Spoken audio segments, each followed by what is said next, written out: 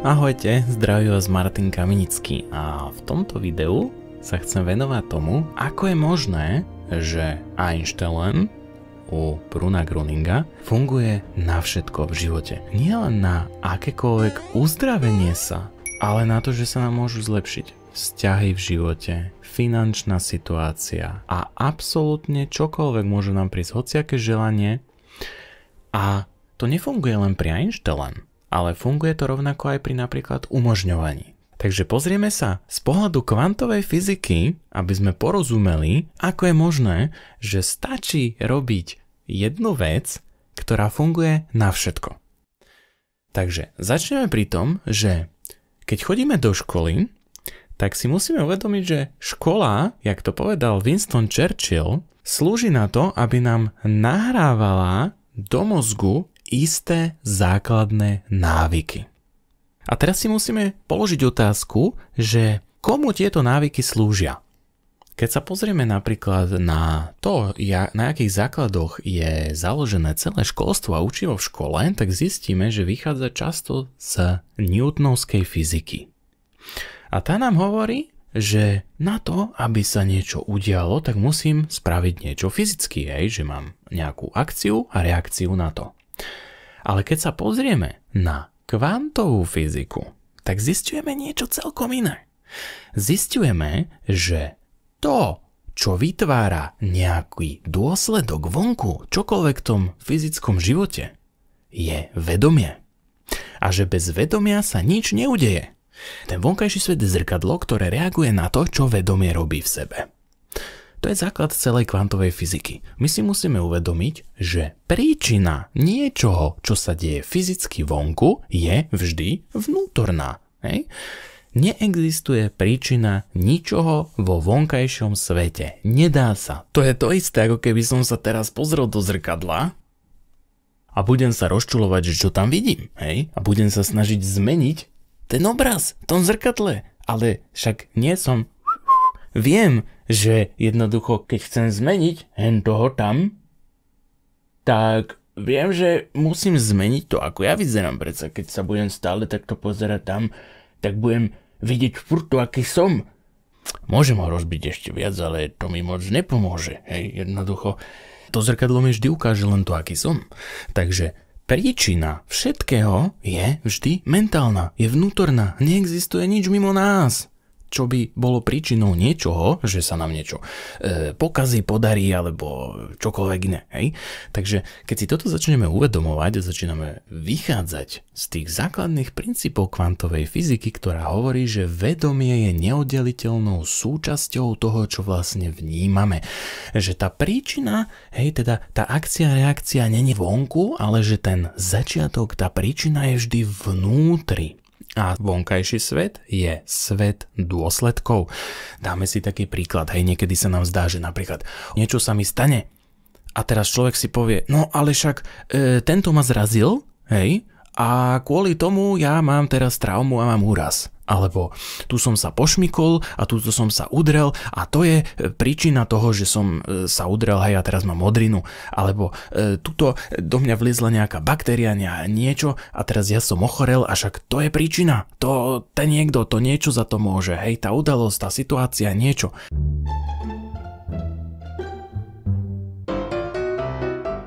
A realita je taká, že toto sa nám zdá iba preto, lebo nie sme dostatočne dobrým pozorovateľom.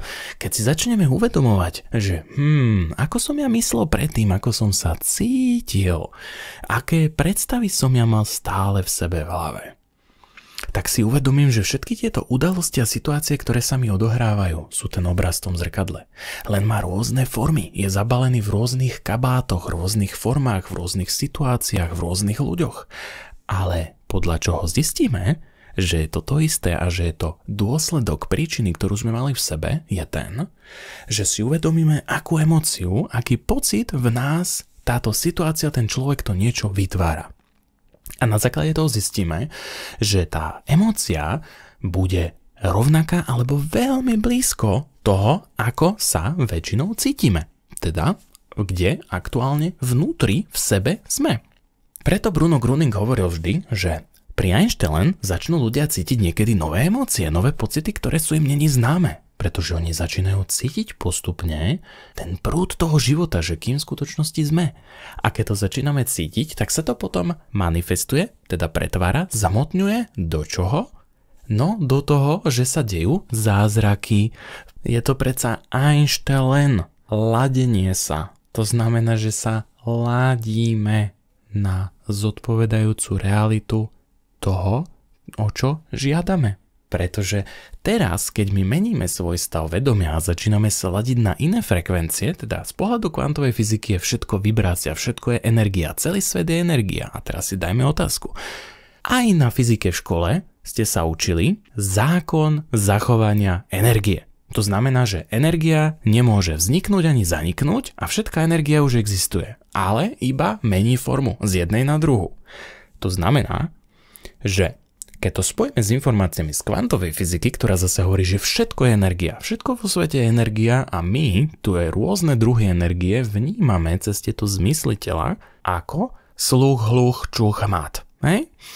A tieto zmysly teda prekladajú túto energiu, ktorá má rôzne frekvencie, hej? Rôzne vlnové dĺžky, tak ako máme na rádiu, tak takisto všetko, čo vidíme, hej, je isté spektrum elektromagnetického žiarenia, aj to, čo počujeme, aj to, čo si nahmatáme.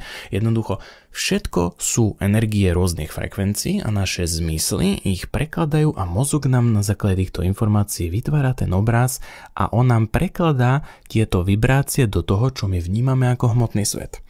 A keď si to začneme uvedomovať, tak potom si zistíme, že aha, takže počkaj, keďže ja na čo sa ladím, teda podľa toho, ako sa cítim, tam sa ladím, hej, naše emócie nám dávajú najavo, že viem, na akú realitu som naladený podľa toho, ako sa cítim.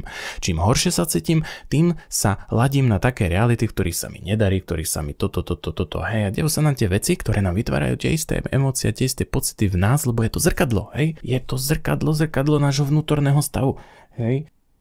Je to jednoducho zrkadlo. Takže jednoducho nemôže sa v tom zrkadielku ukazovať niečo iné, ako je v nás.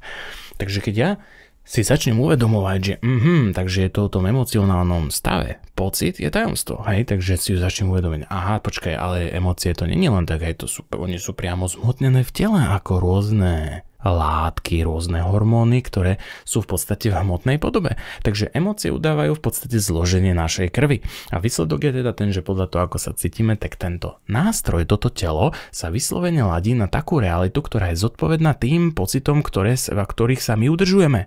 Čiže výsledok je ten, že Einstein a umožňovanie, a pokiaľ vieme, čo robíme, pokiaľ rozumieme z tohto pohľadu tej kvantovej fyziky, tej realite, že čo to vlastne je, tak si uvedomíme, že cez tie emócie my meníme svoj stav vedomia a meníme realitu, na ktorú sa nalaďujeme. A toto je veľmi podstatná informácia, pretože toto nám vysvetľuje, ako je možné, že pri Einsteina meditácii sa mení všetko, hej? Lebo človek si povie klasicky, že no tak keď mi niečo je, hej, že a telo má napríklad nedostatok, no tak máme milióny všelijakých enzymov, vitamínov, minerálov a neviem čo všetkého možného a normálne vám vybuchne hlava z toho, keď to začnete všetko riešiť a začnete hľadať, že čo vám chýba, hej, to telo jednoducho všetko je tak neskutočne komplexné a komplikované, že jednoducho, aby som ja teraz zistil, že keď mne chýba taký vitamín a ten sa viaže na taký vitamín a taký minerál a tamto a hento a tamto a tamto, tak jednoducho tá hlava vám vybuchne z toho, dostanete sa akurát tak do stresu a v tej stresovej chemii nebude fungovať nič, že budete sa cítiť ešte horšie, čím sa naladíte práve na zrkadielko reality, v ktorej vôbec nechcete byť. Takže aby sme sa vedeli naladiť na tú realitu, v ktorej chceme byť, tak my musíme prestať všetko riešiť. A tým, že to prestaneme všetko riešiť, tak my sa ako vedomie dokážeme preladiť do iných emócií, teda na iné vlnové dĺžky, dokážeme sa ladiť na inú realitu a v tej inej realite hádajte čo? No, vyzerá to inak. Celé to naše telo a ten svet, zrazu v tom tele sú tie minerály, tie vitamíny, tie enzymy a všetky tie látky, ktoré tam majú byť, ktoré sú potrebné na ten stav vlastne toho zdravého tela. Takže ako je možné, že sa napríklad niekto uzdraví z nejakej choroby, kde by niekto mu povedal, že chýba ti tento minerál, tento vitamín, hej, celá škála, proste milión vecí a že to kvôli tomu niečo máš A on si ti hajze len tak einstellunguje alebo medituje a zrazu všetky hodnoty a všetko sa dá do rovnováhy. Hej? Jeden pán mi tiež písal, že mal dlhodobo, tuším, červené a biele krvinky, zlé hodnoty a používal tú moju meditáciu na umožňovanie, na zdravie niekoľko mesiacov a jednoducho potom išiel na vyšetrenie a zrazu všetky hodnoty správne.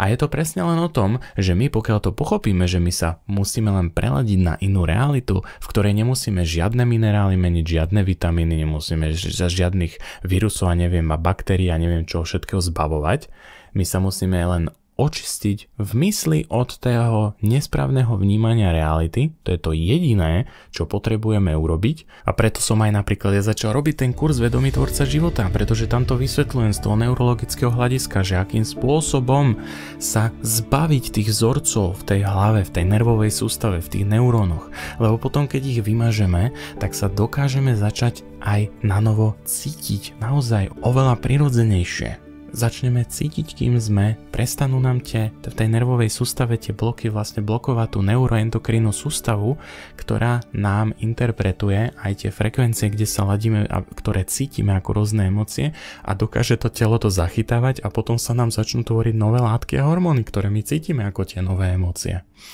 Takže ak tomuto porozumieme, tak naozaj, keď sa nám očistí tá myseľ od toho balastu a zase sa zjednotí v tom, že začneme v harmonii cez tú myseľ tvoriť ten svet svoj krásny, môže byť ten život naozaj krásny, utrpenie nie je potrebné, aby sme niekoho iného živili tým, tak potom naozaj začneme objavovať tú krásu toho života a že prečo sem vlastne chodíme.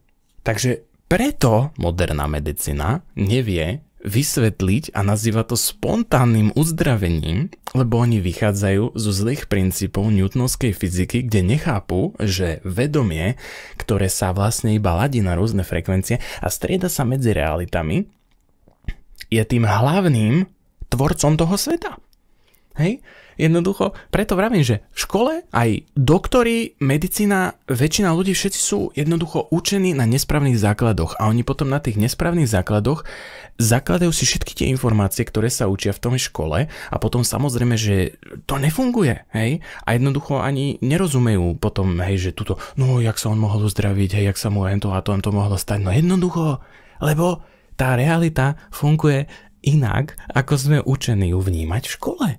Hej, to o nič iné nejde. Len si treba naozaj dať tú otázku, že ak vidíme, že ako to v tej spoločnosti nefunguje, hej, že politika a tak ďalej, nebudeme sa k tomu teraz vyjadrovať, ale vidíme, ako sa títo ľudia správajú a čo sa robí a ako sa robí a jednoducho vidíme, že či je tam to srdce, či naozaj chcú aj ako dobre ľuďom, alebo sú v tom režime prežitia, hej, že sami sú v strachu, sami sú v obavách, sami necítia tú lásku, tú radosť, a preto konajú ako konajú, no tak samozrejme, že potom nikto nemá záujem, aby sa tieto informácie potom v klasických školách učili, lebo z toho nikto nič nemá. Ne? Tá spoločnosť je jednoducho založená na takom, bohužiaľ, parazitickom spôsobe existencie, kde ostatní získavajú a zarábajú a žijú z utrpenia druhých. No jednoducho je to tak, lebo na to sa robili už aj rôzne pokusy, povedzme, nazvime si to tak, kedy napríklad Mirza Karim Norbekov, možno o ňom viete, písali do rôznych vlád v rôznych krajinách, že poznajú riešenie toho, že ako sa zbaviť okuliarov. Hej, overené, že jednoducho stovky ľudí sa zbavia okuliarov a začnú vidieť. No a oni im odpísali, že napríklad v Japonsku, že oficiálne, hej, z vlády im prišla odpoveď, ostatní sa nevyjadrili, tuším to bolo Japonsko, že no, to je síce pekné, ale my si to nemôžeme dovoliť, lebo veľmi veľa ľudí by prišlo o prácu. Hej? Celý ten kolos tých očných lekárov a celý ten biznis ohľadom okuliarov a tak podobne. Takže systém sa snaží udržať pri živote samého seba. Hej, to je úplne prirodzené. Je to proste snaha o prežitie, hej, o zachovanie sa. Takže keď si toto uvedomíme, tak si potom treba dať len otázku aj, že dobre, tak viem, že to takto funguje, viem, že ten systém nemá moc záujem o to, aby som sa niekam posunul a bol slobodný, bol šťastný a jednoducho bol nezávislý na tom systéme, pretože potom ten systém nemôže zo mňa žiť, hej, ja mu nič prakticky nemusím dávať, hej, lebo proste nepotrebujem to zdravotníctvo, som zdravý, som šťastný, finančná situácia, všetko sa mi proste zariadi nejakým spôsobom, lebo proste sa ja naladím v predstave na tie reality, v ktorých ja chcem žiť, v ktorých sa chcem udržovať a ten svet sa tak začne správať a začne sa mi meniť pred očami. A potom je najvtipnejšie to, že keď my sme skutočne v tom naladení a začíname prijať každému len to najlepšie a pochopíme, že ako ten svet funguje, tak sa nám to začína vraciať. A potom, keď s nikými nebojujeme, keď nejdeme tu na teraz poukazovať na ten systém, že poďme štrajkovať, poďme bojovať a neviem čo všetko možné a hlúposti, tak my sa neladíme na tie reality, kde sa nám takéto veci vlastne dejú. My sa rovno naladíme už na tú realitu za to, že sa nám darí, že to funguje, že sme zdraví, že sme šťastní, že nám prišiel ten ideálny vzťah do toho života. Že sa nám vyriešila tá finančná situácia, že sme sa zbavili čohokoľvek, čo sme proste nepotrebovali. Pretože sme pochopili ten základný princíp, že nesnažíme sa meniť obraz v zrkadle, hej, takže by som ho ja teraz išiel nejako zmeniť, lebo sa to nedá. Preto je to také ťažké, preto sa ľudia mordujú, preto je toľko utrpenia a toľko, keď sa snažia sa to meniť, tak jednoducho to nejde, pretože hmotou meniť hmotu je náročné. Ale keď ja sa preladím vlastne na ten základ, na inú vlnovú dĺžku, kde je vysielaná iná realita, lebo my už teraz vieme, že tá hmota není hmota, aj že to sú frekvencie, to je energia, ktorá sa jednoducho preladí a zmení, keď ja sa vo vedomí, hej? Keď ja sa vo vedomí preladím, tak realita sa mení. A to naozaj funguje, ja to hovorím zo skúsenosti a na základe toho vieme potom pochopiť všetko, čo sa deje napríklad pri Brunovi. Hej, Bruno prišiel, pamätám si jednu situáciu, išli niekde autom spolu s ľuďmi a teraz auto sa pokazilo a že teraz no čo budeme robiť? No tak Bruno si vystúpil, pekne prišiel k autu, tak sa pozrel na neho, sa usmial a že no naštartuj. A auto už išlo naštartovať. A ako je to možné? Pozerali, že toto snad není možné, hej, však nešlo. Bruno bol veľmi dobrým, krásnym príkladom toho, aké to je, keď my máme tak plnú dôveru v to, čo si predstavíme, že my dokážeme tú realitu normálne zmeniť veľmi rýchlo pred sebou. Preto sa tak rýchlo ľudia uzdravovali pri ňom, pretože on tak silno veril a nezaujímalo ho to okolie. On vedel, že všetko je toto zrkadlo a on sa jednoducho naladil na to, že je to v poriadku. On vnímal tú realitu, že je v poriadku a preto mu toto okolie potvrdilo, bolo to zrkadlo toho a preto učil ľudí veriť a dôverovať sebe. Veriť a dôverovať tej sile v nás, ktorou sme, ktorá cez nás prechádza, lenže sme ju prestali cítiť a my sa ju musíme naučiť znovu cítiť. A keď sa ju naučíme cítiť, tak potom začneme rozumieť postupne tomu, že je to naozaj len o tom pocite a čím lepšie sa začneme postupne cítiť, tak tým viac uvidíme a uvedomujeme si, že skutočne vonkajší svet je len svetom dôsledkov a jediná príčina je v nás vnútri. A odovzdávame všetko to, čo nechceme. Hej? My sa jednoducho vzdávame v mysli toho, čo nechceme, tým pádom sa prestávame ladiť na zodpovedajúcu realitu tomu, čo nechceme a začneme sa ladiť na to, o čo žiadame. A čím viac sa na to naladíme, čím viac dokážeme byť ochotní sa vlastne všetko, čo nechceme vzdať a naladiť sa na to, čo chceme, tak tým rýchlejšie sa nám to môže potom v živote zariadiť, hej, môže sa nám to ukázať, lebo tá realita, my to neuvidíme, hej, že to sa neprepne ako program, hej, v televízii, ale funguje to veľmi podobne. Všetky tie svety, tie reality, tie možnosti, ich je v kvantovom poli, ako to kvantová fyzika nazýva, nekonečné množstvo. A my sa medzi nimi teda ladíme tým presne, ako myslíme, ako sa cítime. A keď dokážeme zachytiť zodpovedajúcu akoby frekvenciu tej reality, ktorú chceme práve tou spojením tej myšlienky a emócie, tak sa na ňu naladíme a potom ju dokážeme žiť. Takže není to o žiadnej snahe meniť ten obraz v tom zrkadle, lebo to sa nedá. Je to o preladení sa na inú realitu. A preto Einstein funguje na všetko. Je to o preladení sa na inú realitu, ktorá zodpoveda tomu, kde sa naladíme. Není to o snahe menenia toho zdravotného stavu, není to o snahe menenia finančnej situácie, není to o snahe menenia partnerského vzťahu, ničoho. Je to o preladení sa na inú realitu, kde je to inak. A keď vravím, človek nerozumie tomu princípu tej kvantovej fyziky, že takto to skutočne funguje, že my sa takto neustále ladíme medzi rôznymi realitami, ale myslí si človek, že žije v jednej realite, ktorú sa snaží zmeniť, tak potom to nefunguje. Lebo on je stále naladený na tú realitu toho problému, tej choroby, toho nedostatku financií, nedostatku lásky a neviem čoho všetkého. Je to o tej vnútornej príčine. Vnútorná príčina, vnútorná zmena, vonkajší dôsledok, iná realita.